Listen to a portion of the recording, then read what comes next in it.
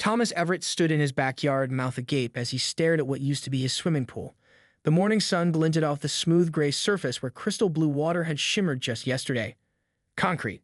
His entire pool was filled with concrete. Not a puddle, not a splash of it. The entire 12 by 24-foot in-ground pool that had been the centerpiece of his family's summer gatherings for the past 5 years was now a solid slab of gray. What the Thomas couldn't even finish the sentence. His hands trembled as he ran them through his salt and pepper hair, the reality of the situation slowly sinking in. This wasn't a bizarre dream. This was real. Thomas had moved to Oak Ridge Estates with his wife, Melissa, and their 2 children 3 years ago. The suburban development with its manicured lawns and community clubhouse had seemed like the perfect place to put down roots after years of apartment living. The swimming pool had been the selling point, a luxury they could finally afford, a place where their kids could splash away summer afternoons while Thomas and Melissa entertained friends over weekend barbecues. All of that was gone now, buried under tons of quick-setting concrete. Thomas's phone buzzed in his pocket. It was Melissa calling from her business trip in Chicago. "Hey, how are things? Did you remember to check the pool's chlorine levels like I asked?" Thomas swallowed hard. "Mel, you need to come home. Now. What's wrong? Are the kids okay?" "The kids are fine. They're at my mother's. It's the pool. It's gone." "Gone? What do you mean, gone?" "Someone filled it with concrete overnight. The entire thing." The silence on the other end lasted so long that Thomas checked to make sure the call hadn't dropped. "This is Elaine Winters, isn't it?" Melissa finally said, her voice ice-cold. Thomas didn't need to answer. They both knew. Elaine Winters, the self-appointed neighborhood watchdog and president of the Oak Ridge Estates Homeowners Association. The woman who had made their lives increasingly miserable over the past year with her endless stream of violation notices and complaints. The feud had started innocuously enough, a dispute over the height of their fence, which Elaine claimed was 3 inches taller than HOA regulations allowed. Then came citations for the color of their mailbox, the positioning of their trash cans, and the type of flowers they planted in their front yard. Each confrontation more petty than the last. But this was beyond petty. This was criminal.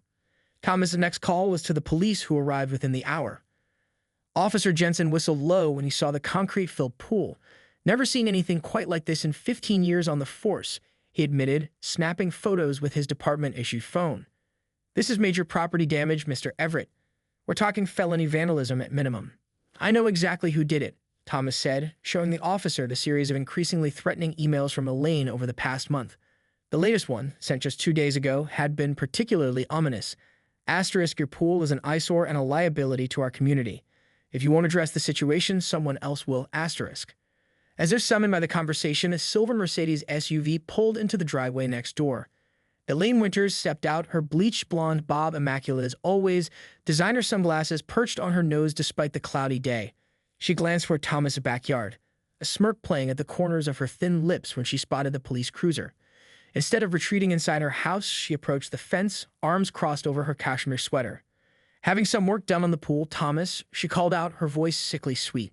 "It's about time. That thing has been in violation of Code 7.3 in our HOA bylaws for months now." Thomas felt his blood pressure spike, but Officer Jensen placed a restraining hand on his arm. "Ma'am," the officer called out, "I'd like to ask you a few questions about what happened here." Elaine's smirk faltered slightly, but she recovered quickly. "Of course, officer. Always happy to cooperate with law enforcement. Though I don't see what the problem is. That pool has been a neighborhood nuisance for far too long." What Elaine didn't know, what none of them knew yet, was that her act of revenge wasn't just going to cost Thomas his pool.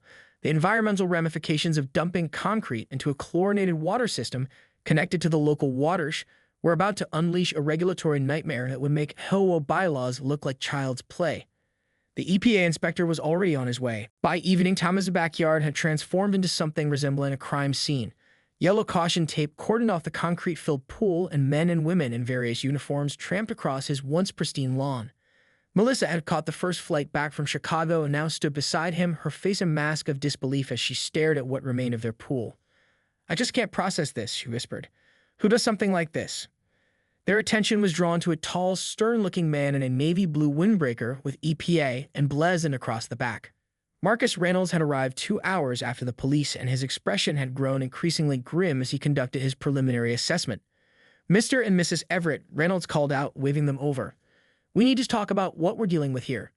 The couple approached, careful to stay behind the caution tape. I've been with the Environmental Protection Agency for 17 years, Reynolds began, removing his glasses and pinching the bridge of his nose. And I've seen some disturbing violations, but this, he gestured toward the concrete pool, this is exceptional. Do you have any idea what happens when you dump several tons of concrete into a chlorinated pool? Thomas shook his head. The chemical reaction between the concrete and the pool chemicals creates a cocktail of toxins that can seep into groundwater. Your pool's drainage system connects directly to the Oak Ridge watershed, which feeds into the county's water supply. We're looking at potential contamination that could affect thousands of people. Melissa gasped, "Are we in danger?" "Your immediate property should be fine, but we're going to need to conduct extensive testing of the surrounding soil and water table. This isn't just vandalism anymore. We're talking about serious environmental crimes." As if on cue, they heard a commotion at the front of the house. Officer Jensen was escorting Elaine Winters toward them, the woman's protests carrying across the yard. "This is ridiculous. I'm the president of the Homeowners Association. You can't just drag me over here like some common criminal." When she saw the EPA personnel and the extent of the investigation, Elaine's face paled visibly.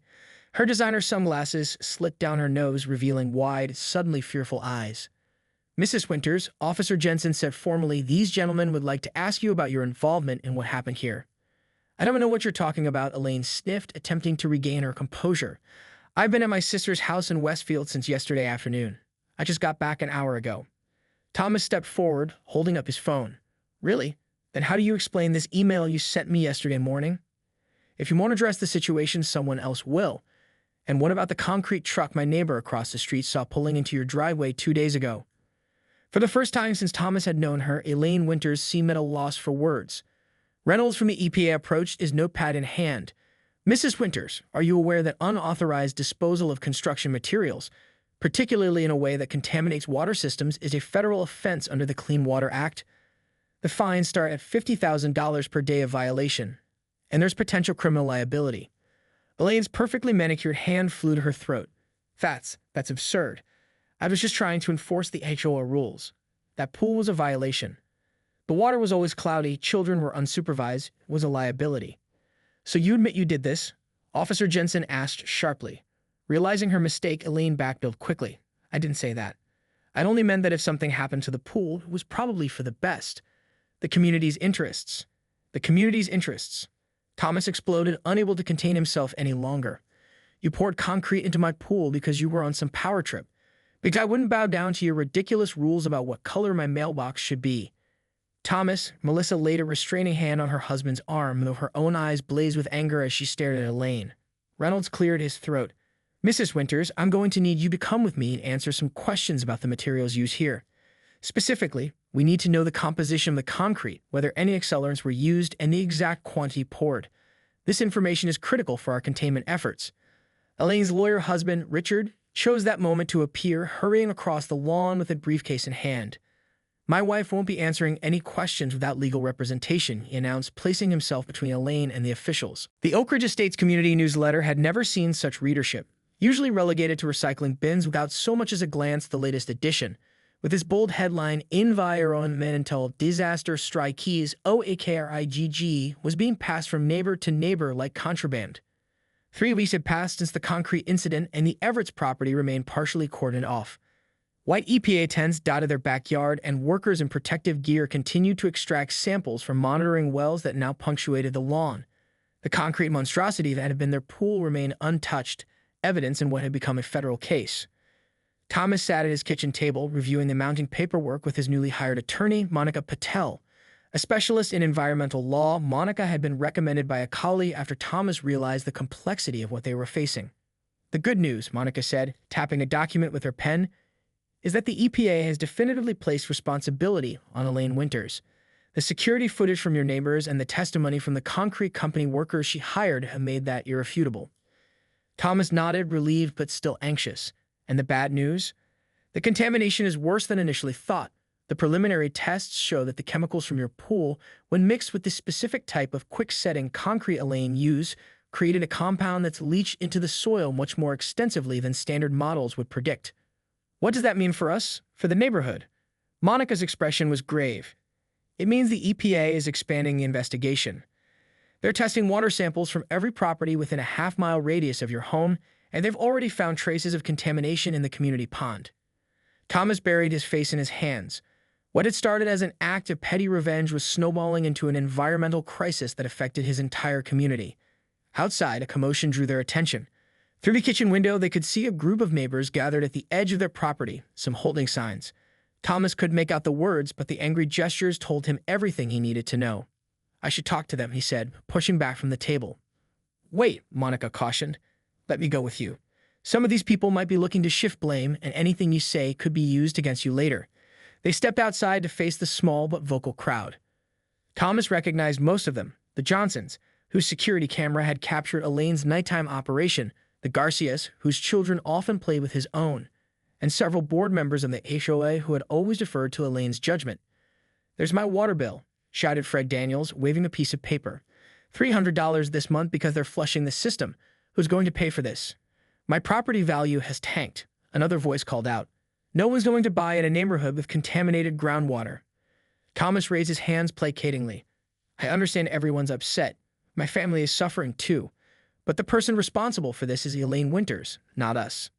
"That's debatable," countered Margaret Chen, the HOA's treasurer. "If you had maintained your pool properly in the first place, Elaine wouldn't have felt compelled to take action." Monica stepped forward. "Mrs. Chen, are you suggesting that filling someone's pool with concrete is a reasonable response to a perceived code violation? Because I can assure you the EPA, the district attorney's office, and the civil courts will strongly disagree." Margaret faltered, but another neighbor picked up the thread.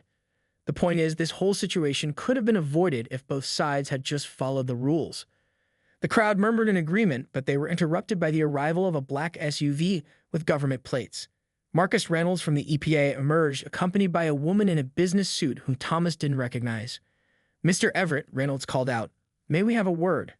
The crowd parted reluctantly, some still muttering among themselves.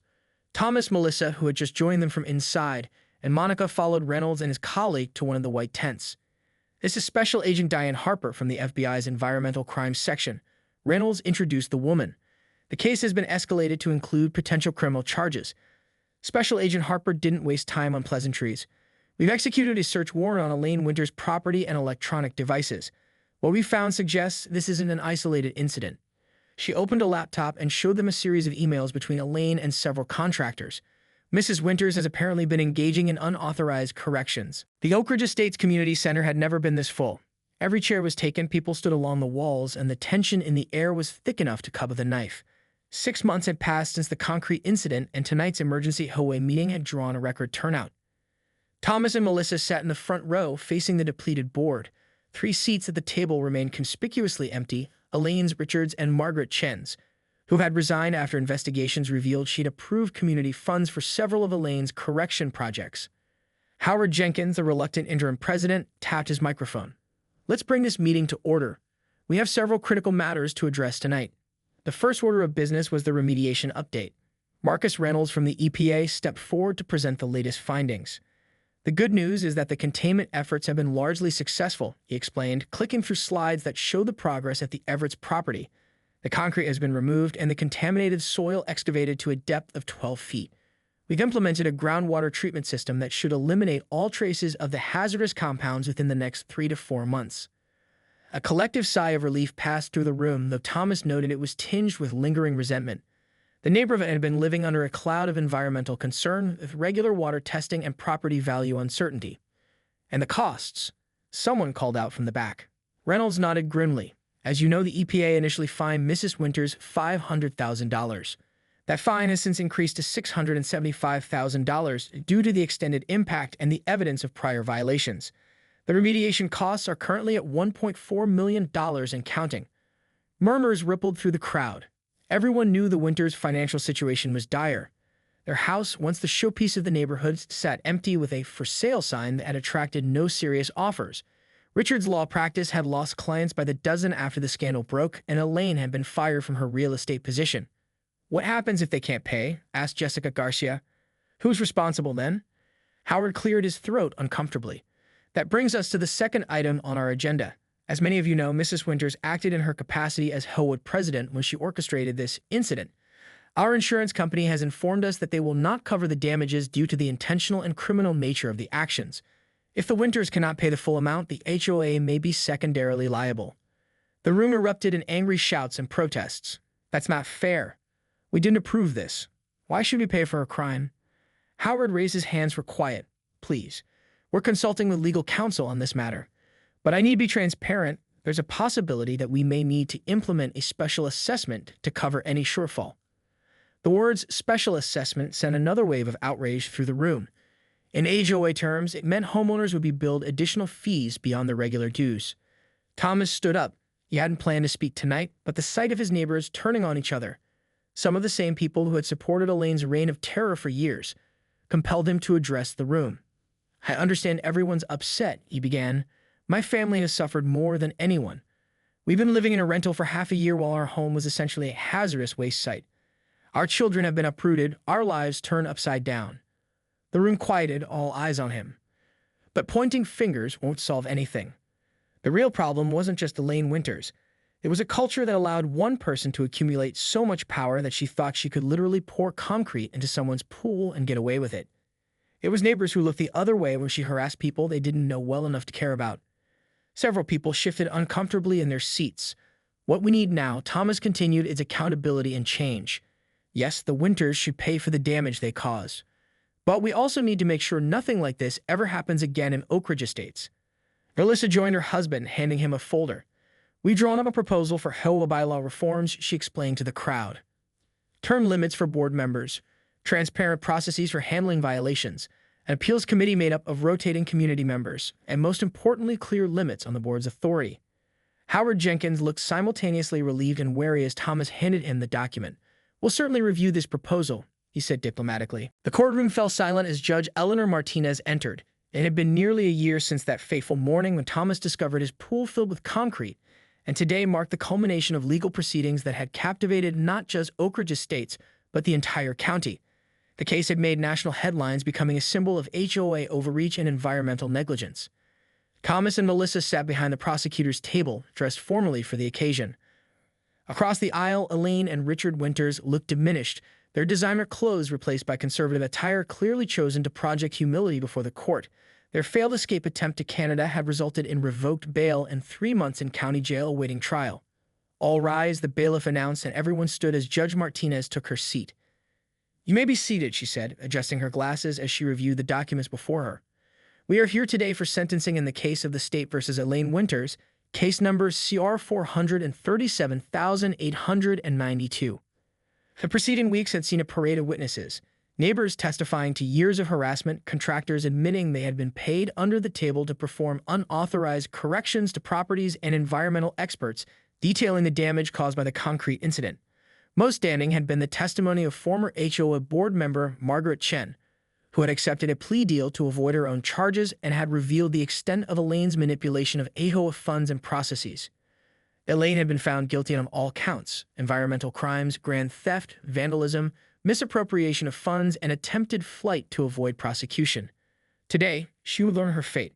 Before I pronounce sentence, Judge Martinez began, I'd like to address something that has become evident throughout these proceedings. This case represents far more than one vindictive act. It reveals a system that allowed a single individual to weaponize a homeowners association against those she personally disliked or felt threatened by. The judge's gaze swept the courtroom, where many Oak Ridge residents sat watching. HOAs were designed to maintain community standards and property values, not to become personal fiefdoms.